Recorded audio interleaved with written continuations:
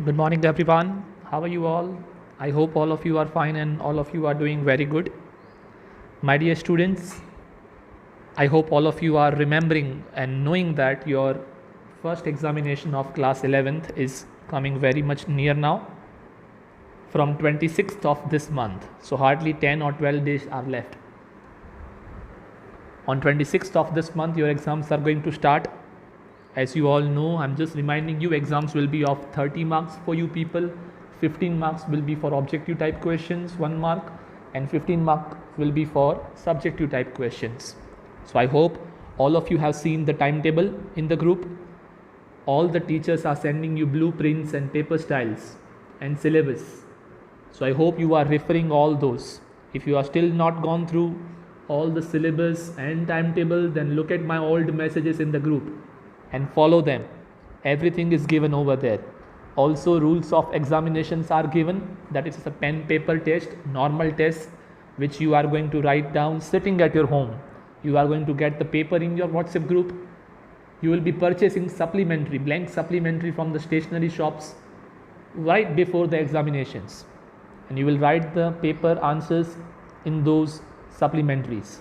Once all the exams are done, you are going to submit it in the school. Okay, but on the day of examination you need to send the photographs. So all these rules are given in the message that I sent in the group. Also, if I talk about our subject, as I have already sent in the group, that there will be 2 chapters in our syllabus for this first exam, first and second, out of which first is done, second is going to complete today. Okay, so even if we start the third chapter next period, then also in examination only 2 chapters will be there, first and second. So make this thing very clear. Okay, so let's start today's session and let's start the next topic. Let's start from the point where we left last time.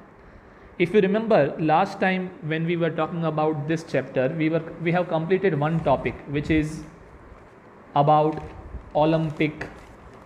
The chapter is about Olympic movement. And after the few subtraction of the syllabus, the first topic that we did was Olympic symbols, ideals, objectives and values. ये topic हमने पूरा किया था. कुल 3 topic करने हैं, उसमें से ये पूरा किया था, बाकी 2 आज करेंगे. तो आइए दूसरा टॉपिक आज शुरू करते हैं, जो है इंटरनेशनल ओलंपिक कमेटी, IOC, जो आपके सामने अभी स्क्रीन पे दिखाई दे रहा है. आइए इसके बारे में चर्चा करते हैं. सबसे पहले है ओरिजिन, उसका अस्तित्व कहाँ से हुआ, उसकी शुरुआत कहाँ से हुई. The International Olympic Committee is the supreme authority of the Olympic movement and the highest governing body of modern Olympics.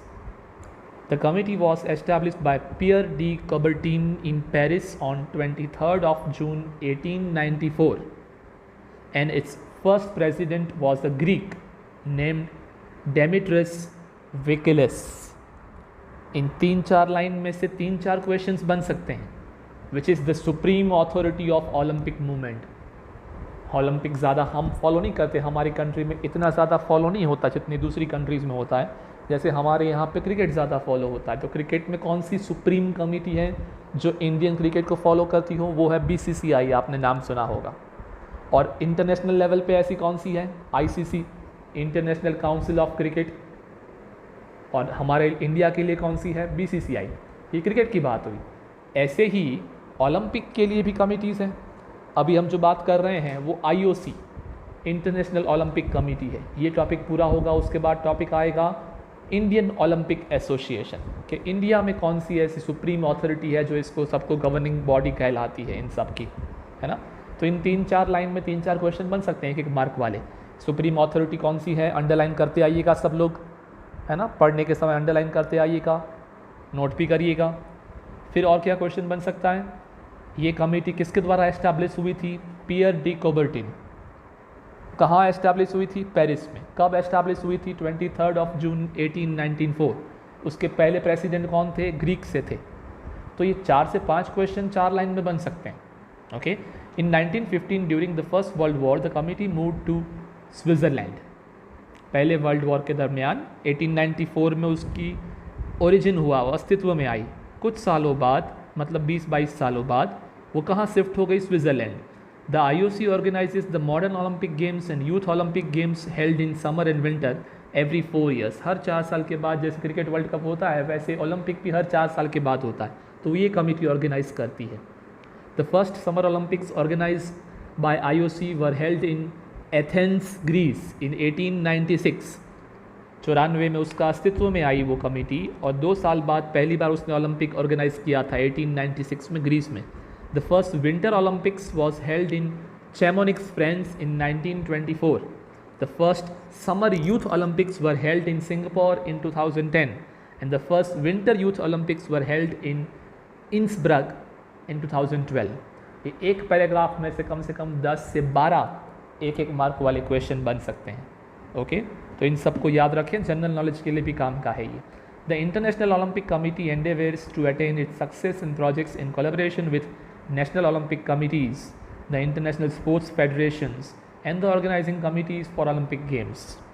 ये करती क्या है? अब ये इंटरनेशनल लेवल की कमेटी तो है, लेकिन कोई अकेली तो सब कुछ ऑर्गेनाइज कर नहीं पाएगी, तो ये सबके साथ मिलके काम करती है। किन सबके साथ? ये खुद हो गई इंटरनेशनल लेवल की। अब जो हर एक नेशंस की अपनी अपनी नेशनल लेवल की होंगी, तो उनके साथ वो टाई अप करेंगे, उनके साथ कोलैबोरेशन करेंगे, उनको साथ मिलके वो ऑर्गेनाइज करेंगे। तो कौन कौन सी? NOC, IF and ICOG, इनके साथ मिलके ये कोलैबोरेट करके अच्छे से इवेंट ऑर्गेनाइज करते हैं। तो इन 2 लाइन में भी आ गए, 3 तो फुल फॉर्म आ गए, ये सारे 1 मार्क के क्वेश्चन बन सकते हैं। तो ये हुआ बेसिक इंट्रोडक्शन कि कब इसका ओरिजिन हुआ। अब है मेंबर्स ऑफ IOC। कौन कौन मेंबर्स हैं इस IOC के अंदर? The IOC members are representatives of the IOC in the respective countries and not their countries delegate with in the IOC। जो भी उसके मेंबर होते हैं वो कहाँ के रिप्रेजेंटेटिव हैं? हर एक अपनी अपनी कंट्री का रिप्रेजेंटेटिव है। New members are elected by IOC session. Each candidature file is analyse by the IOC nomination commission, then forwarded to the executive board. The latter submits its proposal to the session which elects the new member by secret ballot. कैसे अगर किसी को new member बनना है, ये international level की committee है, उसमें हर देश का अपना अपना एक मेंबर होता है। ये कमेटी तो मान लो ग्रीस में है इंटरनेशनल लेवल की, लेकिन जितने भी देश ओलंपिक में पार्ट लेते हैं उन सब देश के कोई ना कोई रिप्रेजेंटेटिव इस कमेटी के अंदर मेंबर होते हैं। और उनका चुनाव कैसे होता है उसके बारे में यहाँ लिखा हुआ है कि पूरी प्रोसीजर के साथ चुनाव होता है। पहले नॉमिनेशंस होता है, एक कमीशन बैठती है, वो कमीशन नॉमिनेशंस देख के वो एग्जीक्यूटिव बोर्ड को फॉरवर्ड करता है अपना नॉमिनेशन, फिर वो प्रपोजल आगे बढ़ता है, फिर जो सीक्रेट बैलेट पेपर से उसका चुनाव होता है। तो ये तरीका है। Since 12th December 1999, the number of members has been limited to 115, which includes a maximum of 70 individual members, 15 active athletes, 15 representative of IF यानी International Sports Federation, and 15 representatives of NOCs यानी National Olympic Committees। 1999 में कितने सभ्यों को तक limited कर दिया इस committee में कि ज़्यादा से ज़्यादा 115 सभ्य होंगे।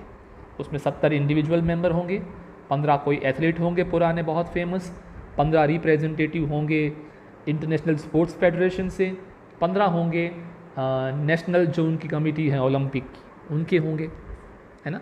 तो ये मेंबर्स ऑफ IOC के बारे में बात हो गई। अब some of the chief members of the IOC are describe below. 115 हैं, उसमें से कुछ मेन हैं, उनके बारे में यहाँ लिखा हुआ है। सबसे पहले हैं द प्रेसिडेंट, सबसे बड़ा होता है प्रेसिडेंट इन 115 मेंबर्स में से। The President represents the IOC and presides over all its activities. He is elected by the session. The members vote through a secret ballot. Thomas Bach is the President of IOC since 10th September 2013. The length of the President tenure of work is fixed at 8 years. क्या बोल रहे हैं वो? IOC का जो chairman president जो है वो सबसे बड़ा मेन रिस्पॉन्सिबल बंदा है सबसे। कैसे इसका इलेक्शन होता है? चुनाव से। सीक्रेट बैलेट पेपर चुनाव होते हैं, उनसे उसका चुनाव होता है। थॉमस बैक वो प्रेसिडेंट हैं 2013 सितंबर मंथ 2013 से वो उसके प्रेसिडेंट है। और नॉर्मली कितना टेन्योर होता है? 8 साल का, मतलब 2021 तक यही रहेंगे प्रेसिडेंट, है ना। उसके बाद सेकंड है वाइस प्रेसिडेंट, जैसे प्रिंसिपल और वाइस प्रिंसिपल होता है। So vice president of the LOC, there are 4 vice presidents at a time in IOC। 4 अलग अलग वाइस प्रेसिडेंट होते हैं। They are elected by the members of the committee for a period of 4 years. There is also provision for the re-election if the committee members wish to do so. 4 होते हैं vice presidents, हर एक का tenure कितना होता है, 4 साल का होता है, और उनको री इलेक्ट किया जा सकता है अगर पूरी कमेटी चाहे तो। थर्ड वन है the executive board of the IOC।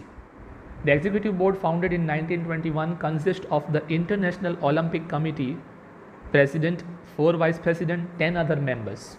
एक एग्जीक्यूटिव बोर्ड बनाया गया, कमेटी की बैठक जो मिलती है ना, जैसे हमारे स्कूल में डिपार्टमेंट होते हैं, एग्जामिनेशन डिपार्टमेंट, ये डिपार्टमेंट, वो डिपार्टमेंट, ऐसे एक एग्जीक्यूटिव बोर्ड बनाया गया IOC के लिए, जिसमें कितने मेंबर्स हैं, 10 मेंबर्स हैं। कौन कौन, एक प्रेसिडेंट, 4 वाइस प्रेसिडेंट और 15 मेंबर्स हैं कुल मिला के। All the members of the executive board are elected by the session by secret ballot by majority of votes cast for 4-year term. ये कमेटी 4 साल तक चलती है, बिल्कुल बैलेट पेपर पे इसका चुनाव होता है। नॉर्मली सबसे ज़्यादा वोट मिले वो उसका मेंबर बनता है। The executive board meets when convened by the president or at the request of the majority of its member. The board manages all the affairs of IOC. जब प्रेसिडेंट बोले या तो दूसरे मेंबर बोले तब ये मीटिंग मिलती है।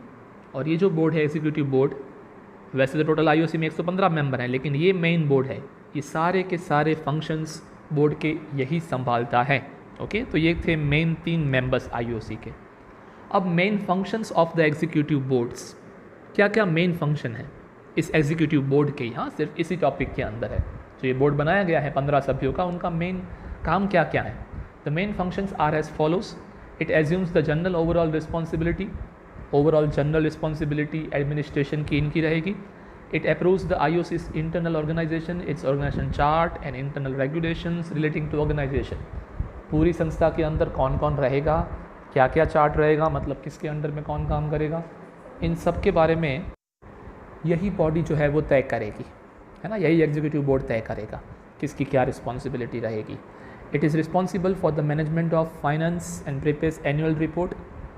फाइनेंशियल सारी चीज़ें हैं, एनुअल रिपोर्ट, बैलेंस शीट वगैरह बनवाना, ये सब इसकी जिम्मेदारी रहेगी। It submits the proposal of the nomination commission to the IOC session, the names of the person whom it recommends for the election of IOC। IOC में कौन कौन मेंबर बनेगा या नहीं बनेगा, उस सब का जो प्रपोजल है वो ये कमेटी फॉरवर्ड करती है। ये कमेटी बोले तो ही वो बंदा उसके अंदर मेंबर बनने के चांस होते हैं। It conducts the procedure for acceptance and selection of candidates for the organisations of the Olympic games. किसी का भी इंटरव्यू लेना हो, किसी को भी सिलेक्ट करना हो तो ये कमेटी करेगी। It establish the agenda for the IOC sessions.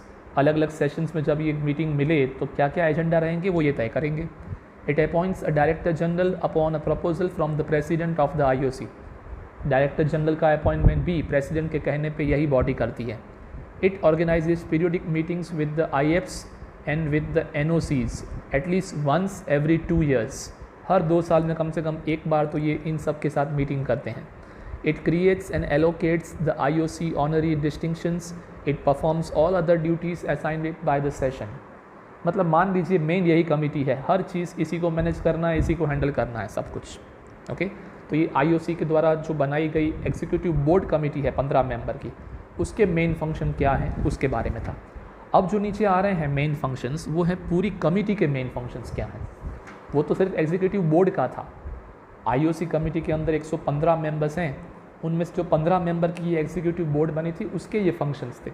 अब जो फंक्शन आने जा रहे हैं वो हैं पूरे IOC का क्या क्या फंक्शन है, ये संस्था बनी ही क्यों है, इंटरनेशनल ओलंपिक कमेटी बनी ही क्यों है, इसके काम क्या है। तो उसके काम कुछ नीचे दिए हैं। To encourage and support the promotion of ethics in sports as well as education of youth through sports and to dedicate its effort to ensuring that in sports the spirit of fair play prevails and violence is banned. क्या है इसका main एक काम, इसका main काम है एक तो स्पोर्ट्स के अंदर एथिक्स मतलब ह्यूमैनिटी, मानवता, इन सब का मतलब अच्छे रूल्स एंड रेगुलेशंस, इन सब को बढ़ावा देना, ना कि एक दूसरे को मार के खेलना या कुछ गलत करके खेलना, हिंसा करना, ऐसा नहीं। स्पिरिट ऑफ फेयर प्ले मतलब मान लीजिए आप कोई स्पोर्ट्स खेल रहे हैं, एम्पायर कोई रॉन्ग डिसीजन भी लेता है तो you very well accept it, it's a part and parcel of the play, तो उसको बोलते हैं फेयर प्ले, है ना। तो इस भावना को आगे बढ़ाना वो इसका एक मेन काम है। To encourage and support the organisation, development and coordination of sports and sports competition. कैसे स्पोर्ट्स हो, उसकी कॉम्पिटिशन्स का ऑर्गेनाइजेशन हो, कैसे उसका डेवलपमेंट हो, वो इसको देखना है। To ensure the regular celebrations of the Olympic games, Olympic game हर समय के अनुसार सेलिब्रेट होते रहे, हमें उनको देखना है। To cooperate with the competent public और private organisations and authorities in the endeavour to place sports at the service of humanity, कि स्पोर्ट्स को कैसे मानवता की सेवा के लिए यूज़ किया जा सके, उसके लिए उसका जो रिस्पॉन्सिबिलिटी है वो इस कमिटी की है। To take actions in order to strengthen the unity and to protect the independence of the Olympic movement, कि सबके बीच में एक एकता बनी रहे, यूनिटी बनी रहे, उसके बारे में इस कमेटी को ध्यान देना है। To act against any form of discrimination affecting the Olympic movement, अगर कोई भेदभाव हो रहा है तो उसके अगेंस्ट काम करना। To encourage and support the promotion of women in sports at all levels, ladies का ज़्यादा से ज़्यादा पार्टिसिपेशन हो वो देखना है इस कमेटी को। To lead the fight against doping in sports, कोई ड्रग्स लेता है, कुछ डॉपिंग करता है कोई, तो उसके सामने फाइट करना। To encourage and support measures protecting the health of athletes, athletes की हेल्थ कैसे ठीक रहे, खेलने में कैसे उनको इंजरीज कम हो, इन सब बारे में इनको ध्यान देना है, सोचना है। To oppose any political and commercial abuse of the sports and athletes, अगर कोई स्पोर्ट्स के बारे में या एथलीट के बारे में कोई पॉलिटिकल या कॉमर्शियल कोई कुछ बुरा भरा बोलता है तो उसका अपोज करना है। To encourage and support the efforts of the sport organisations and public authorities to provide for social and professional future of athletes, athletes का फ्यूचर कैसे सिक्योर रहे वो भी इनकी जिम्मेदारी है। To encourage and support the development of sports for all, हर एक के लिए स्पोर्ट्स कैसे विकास कर सके वो ध्यान देना है। To encourage and support a responsible concern for environmental issues to promote sustainable development in sports and to require that the Olympic Games are held accordingly, कोई भी खेल खेला जा रहा हो तो उससे पर्यावरण को कोई नुकसान ना हो, पर्यावरण का रक्षण हो पाए, ये सब ध्यान देना है। To promote a positive legacy from the Olympic games to the host cities and host countries, जो होस्ट कर रहे हैं, जहाँ खेला जा रहा है वहाँ एक यादगार बना रहे एक हमेशा के लिए, ऐसा एक इवेंट ऑर्गेनाइज करना ये इनकी जिम्मेदारी है। To encourage the support initiative blending sports with culture and education, culture और एजुकेशन को कैसे स्पोर्ट्स के साथ जोड़ा जाए वो देखना है। To encourage and support activities of international Olympic academy and other institutions with dedicate themselves to the Olympic educations, जो दूसरे ऐसे एकेडमिक्स हैं जहां ओलंपिक के लिए स्पोर्ट्स पर्सन को ट्रेन किया जाता है, उन सारी एकेडमिक्स अच्छे से चले और वहाँ अच्छे से अच्छे एथलीट्स डेवलप हो पाए, ये भी इन्हीं का काम है देखना। तो इतने सारे जो ये दिए हुए हैं कार्य, ये सारे इस इंटरनेशनल ओलंपिक कमेटी के कार्य हैं। इससे पहले जो आए थे वो कमेटी के अंदर जो बोर्ड बना है उसके कार्य थे। ओके, तो यहाँ पे ये टॉपिक सेकंड पूरा होता है, international Olympic committee. Total 3 topic हैं, उसमें से ये सेकंड टॉपिक पूरा होता है। अब हम शुरू करने जाएंगे तीसरा और आखिरी टॉपिक इस चैप्टर का, वो है Indian Olympic association. Indian Olympic association, अब सबसे पहले इसके ओरिजिन देखते हैं, इसका अस्तित्व कब से आया। The Indian Olympic association was established bye sir Dorabji Tata with the support of doctor A.G. नॉरन इन 1927। देखिए यहाँ से MCQ बनना शुरू होंगे, हाँ ध्यान से देखिएगा, टिक करिएगा। Sir Dorabji Tata and doctor Noehren respectively became the honourable president and secretary general of IOA, Indian Olympic Association. किनके द्वारा शुरू हुआ, कब शुरू हुआ, कौन उसके पहले प्रेसिडेंट थे, सेक्रेटरी जनरल थे, वो सब यहाँ पे। The Indian Olympic association is affiliated with the international Olympic committee. किसके साथ एफिलिएटेड, जैसे हमारी स्कूल किसके साथ एफिलिएटेड है, CBSE के साथ एफिलिएटेड है, तो ये जो पहले हमने पढ़ा इंटरनेशनल बोर्ड उसके साथ एफिलिएटेड है। Sir Dorabji Tata and Dr. Noran run the IOA activities till 1928. Sir Dorabji Tata continued as an IOC member till 1931. In 1932, Professor Guru Dutt Sondhi, who was also the Indian representative with the International Amateur Athletic Federation, assumed his responsibilities. ये कब तक रहे, टाटा जी जो थे वो कब तक रहे, 1931 तक रहे। 1932 से प्रोफेसर गुरु दत्त ने इस चार्ज संभाला। IOA, the apex sports organizations of the Olympic sports in our country, is solely responsible for the Indian participations in Olympic Games, Commonwealth Games, Asian Games and South Asian Games। इन सारी बड़ी बड़ी जो event होती हैं जो ये सारे world cup के इक्विवेलेंट ही हैं। इन सब में इंडिया में कौन कहाँ से कौन सी इवेंट में से पार्ट लेगा, कैसे पार्ट लेगा, वो सब पूरे की पूरी इनकी जिम्मेदारी है। ओके, तो ये हुआ उसके ओरिजिन के बारे में। अब बात करते हैं members of IOA। Some of the members are given below. कुछ मेन मेंबर्स के बारे में नीचे दिया गया है। सबसे पहले है president. The president is the head of the Indian Olympic association and presides over all meetings of the assembly and executive council. ये मेन सबसे बंदे हैं। हर एक असेंबली या काउंसिल की मीटिंग होती है, उसको ये लीड करते हैं। He guides the Indian Olympic Association in all its activities and exercises superintendence over office bearers and members of executive council and other commissions। ये जो हैं वो हर एक एग्जीक्यूटिव काउंसिल हो, चाहे कमीशन हो, चाहे ऑफिस के मेंबर्स हो, सबको यही गाइड करते हैं। The honourable president of IOA is mister Ramachandran as on April 1, 2016। इन डेट को कौन थे इसके प्रेसिडेंट? Mister N Ramachandran. तो ये हुई बात प्रेसिडेंट के बारे में। Next is about the senior vice president और vice president of IOA। The senior vice president and the vice presidents may perform any other task और functions as directed by president, the executive council और the general meeting. In the absence of president और senior vice president presides all the meetings. The senior vice president takes over the duties and responsibilities in case the president is not available. Common sense की बात है, आप पढ़ के ही समझ गए होंगे। प्रेसिडेंट जो ऑर्डर करे वो सारी ड्यूटीज़ और फंक्शंस निभाना इनका काम है। अगर वो हाजिर नहीं है तो सारी मीटिंग्स ये लेंगे, सारा काम ये संभालेंगे जो वाइस प्रेसिडेंट हैं वो। ओके। थर्ड है secretary general of IOA। The secretary general is in charge of day to day administration of the association but in accordance with the decisions of president, IOA, general assembly and executive council.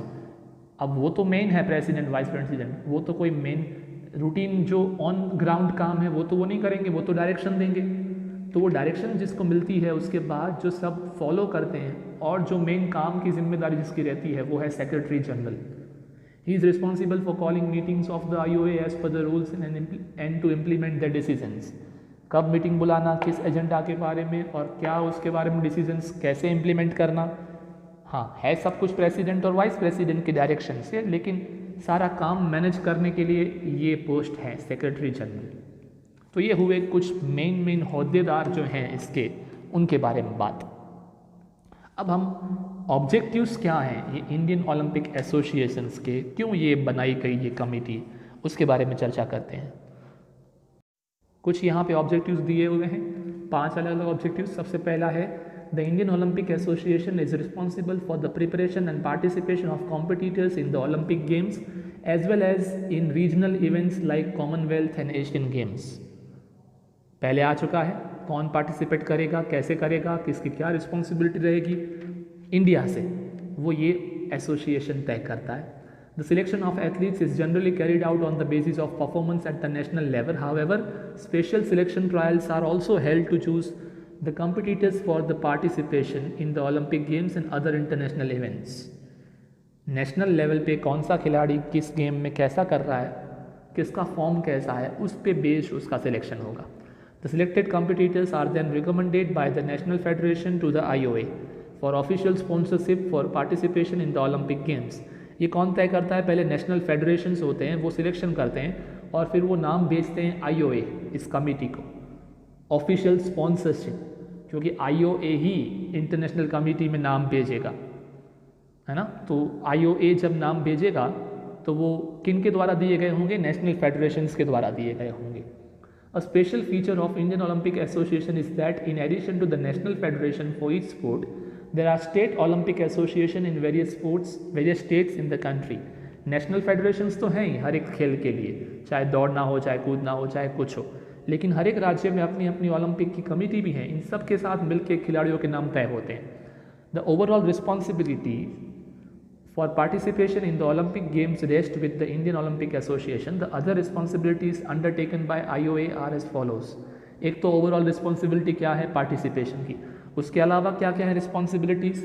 Deciding the organisation of the national games, maintaining liaisons between government of India and member federations of association. Liaisons मतलब contact, communication, government of India, क्योंकि सब सरकार को तो पता होना चाहिए, और ये सारी संस्थाएं, इनके बीच में कैसे एक अच्छा सा कॉम्बिनेशन बनाना, वो इसका काम है। Protecting amateur status of sports person, किसी भी एथलीट का एक स्टेटस बना रहे हैं उसकी जिम्मेदारी है। Promoting and developing the Olympic movement, Olympic को कैसे और बढ़ावा मिले, enforcing and defending exclusive rights of the association to use the Olympic flag and other Olympic symbols, कौन सा ओलंपिक सिंबल यूज़ करना, कौन सा फ्लैग यूज़ करना, इन सब चीज़ों के डिसीजंस इनके रहेंगे। Taking disciplinary actions against federation for misbehaviour और any other undesirable activity bringing discredit to the country. इस इंडियन ओलंपिक एसोसिएशन की मेन जिम्मेदारी क्या है कि राज्य लेवल पे या नेशनल फेडरेशंस कुछ भी ऐसा मिसबिहेवियर करते हैं जिससे या तो एथलीट की रेपुटेशन ख़राब होती है, या तो स्पोर्ट्स की, या तो ओवरऑल स्टेट की या कंट्री की, तो इन सब के खिलाफ डिसिप्लिनरी एक्शंस लेना, इनको नोटिस देना, इनके खिलाफ एक्शन लेना, सस्पेंड करना, ये सारी ड्यूटी इनकी रहती है ना। तो ये है इंडियन ओलंपिक एसोसिएशंस की ऑब्जेक्टिव्स कि क्यों ये बने और इनकी क्या ड्यूटीज़ हैं। तो यहाँ पे ये तीसरा टॉपिक भी पूरा होता है। तो पहला टॉपिक था ओलंपिक के सिम्बॉल्स के बारे में, ऑब्जेक्टिव्स के बारे में, आइडियल्स के बारे में, वैल्यूज़ के बारे में, ये हमने पूरा किया था पिछली बार। दूसरा टॉपिक आज हमने पूरा किया कि इंटरनेशनल लेवल पे कौन सी कमेटी है जो सारा मैनेज करती है। फिर तीसरा टॉपिक हमने साथ में पूरा किया कि इंडियन लेवल पे कौन सी कमेटी है। बस तो सिलेबस के हिसाब से जो सारे टॉपिक इस चैप्टर में होने चाहिए थे वो हमने पूरे कर लिए। So we are winding up this second chapter here. Next time when will we meet will start the third chapter, but in examinations only 2 chapters will be there as I told you earlier. Okay, so prepare these 2 chapters. मैंने आपको बहुत जगह पे बताया है कि underline करते आइए, अंडरलाइन करते आइए, यहाँ से ये MCQ बन सकता है, यहाँ से ये हो सकता है, everything I told you. So make sure कि आप सब कुछ अच्छे से नोट करें ताकि आपको सब कुछ ध्यान रहे। ओके, तो इन सब चीज़ों का ध्यान रखिएगा। 2 चैप्टर अच्छे से प्रिपेयर करिएगा, ऑब्जेक्टिव्स भी और बड़े क्वेश्चंस भी, क्योंकि दोनों होंगे एग्जामिनेशन में। तो आज के इस सेशन को पूरा करते हैं। Thank you so much everyone, have a very good day, take care of your self and yes, still if possible then don't go outside your home. Okay, have a good day.